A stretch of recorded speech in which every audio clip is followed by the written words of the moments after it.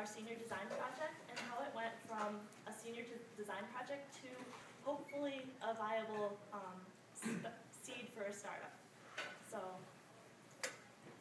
it all started when our professor, Max Stein, assigned us a topic for our senior design project. There were 10 teams in our class, and each was assigned a topic. And you could be on grid or off the grid. If you were on grid, you could look at your topic and have it can be attached to electricity, but we were off the grid. And so our solution would have to be non-electric and affordable, especially if it went into the developing world. And like most senior design projects, we did not get to pick the team.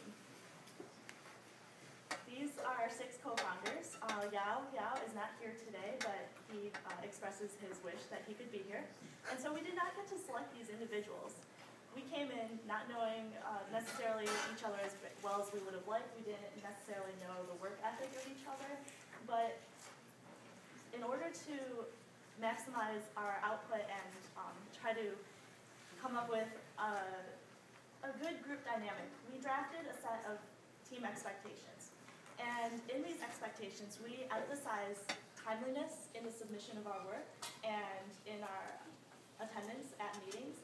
We wanted to make sure also that we respected each other's ideas and each other, because in that way we could open the channels of communication. We also emphasized that unplanned absences were definitely not okay with our group, because we've had experiences before in working in lab where teammates might not have made it to meetings on time. Last but not least, this was our most important feature in our team expectations, was taking ownership over the idea. Taking ownership means that everyone shares their ideas. They contribute, they share what they think could go into the project, and people are open to listening to these ideas and accepting them. By taking ownership over a project, you not only help each other out and you build a better team dynamic, but you also end up getting better quality of work, because people feel like they have a personal stake in the project then, and that affects the quality of the final product. So we had heating and cooling, right? But we couldn't just go with heating or cooling. We needed to choose one, because it's a very big set of problems. And so we looked at heating versus cooling and realized that there's a reason why people tend to live around the tropics, why people are more likely to live, in Africa than in Antarctica, because the human body is not meant to adjust to cold weather. Your blood vessels will constrict, they will, which makes it so that your chance of injury and death is more likely if you have strenuous activity outside. So we came up with 60 ideas, and some of them were just outlandish and crazy, but it's important that you get those kinds of ideas out there, because you never know what a crazy, outlandish idea could lead to. So we had a lot of different things, from talking about redesigning concrete so that it can deal with the changes in weather in Michigan. You don't want huge cracks propagating, so maybe we can change the material it's made out of. We looked at that. We looked at heating and cooling in military uniforms, because they're bulky, but people get really hot in them, or they don't get cool enough, at the rate that they want to. And so we were looking at problems like this, and we ended up deciding that heating people up was the problem that we wanted to address, because there are several populations that do require heating up, including the elderly, adults, and preterm infants. When we look at the needs of the elderly, we realize that they don't have as good of ability to thermoregulate, and this is because you lose that ability as you age. However, the elderly have the ability to recognize when their temperature is going down. They know that they can turn up the thermostat, they can bundle up, they can put on blankets, electric blankets, a lot of different solutions. So we figured that they were not the best market for our product. We looked at adults. Now, most of you, you're getting to the more adult age, and, Maybe. you know when you need to put on a sweater, you know when you need to put on a blanket. In adults, we realized that a scenario where they would actually need external heat would be in a disaster, an evacuation situation, or some sort of emergency scenario. And so we figured that this was a potential market, though it might not necessarily have the need of the preterm infants. So then we looked at the preterm infants, and we decided that we needed to scale down this product. And so births there are in the world. And it turns out there's about 13 million preterm births worldwide each year. And as you can see on our graph, or our world map here, most of these preterm births are in the developing nations. But there's also a need in the United States and other developed nations. In Michigan, for example, 295 preterm infants are born each week. That's 1 in 8 infants born that are preterm. So we decided preterm infants definitely have a market need where people will buy this product, and there's definitely a gap in the products that are there to help warm these infants. So with this, we looked at our original design, which included child sizes, adult sizes, and sizes for elderly, and we decided that was probably too broad. So from there, we scaled down to just focusing on preterm infants so we could do one job really well instead of a lot of jobs just okay.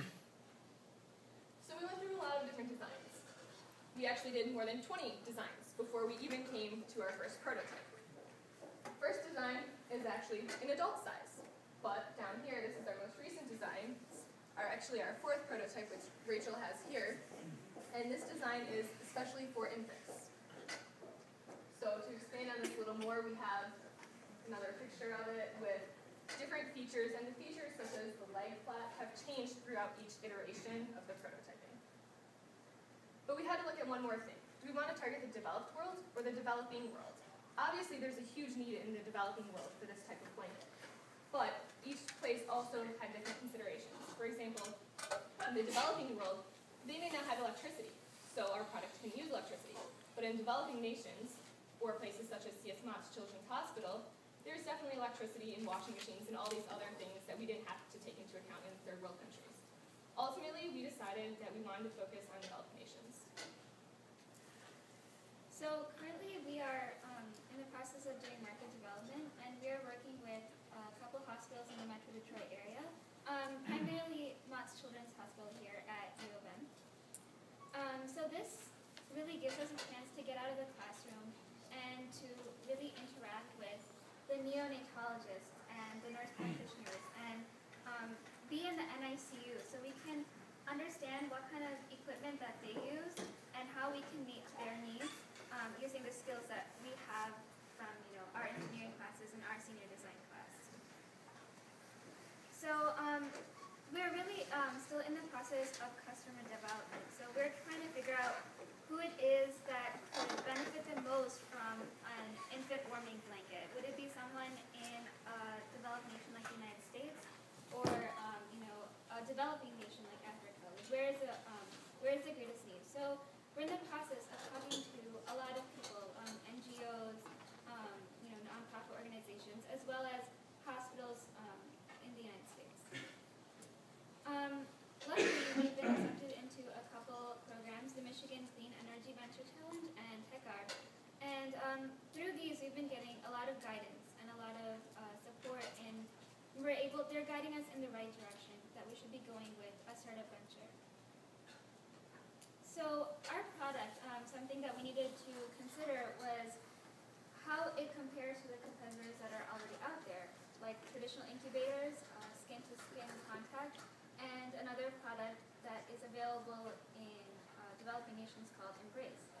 So if you take a look, in comparison to a traditional incubator, while the efficiency is obviously very high, the affordability and the ease of use are ranked very low.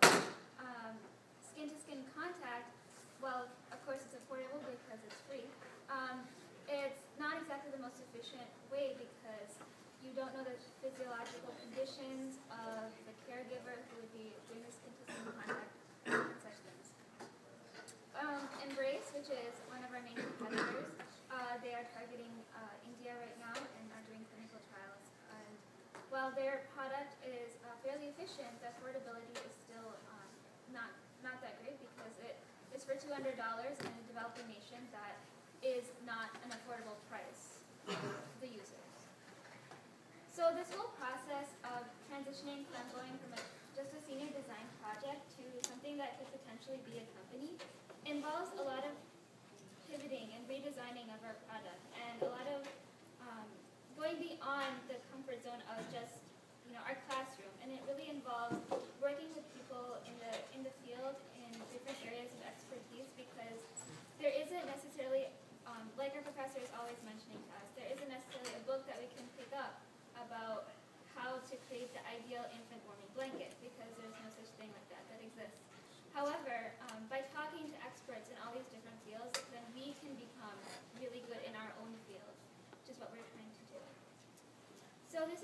plan for the next 2 months, as you can see, we're really stressing customer development and so that we are able to target the right market once we do release this product. And also we are doing a lot of work on modeling, testing, and redesigning of our product. As you saw, there have been more than 20 different designs before we got to our prototype, and we plan on continuing to do that. So if you'd like more updates on how we're doing, then please visit our website. And are there any questions?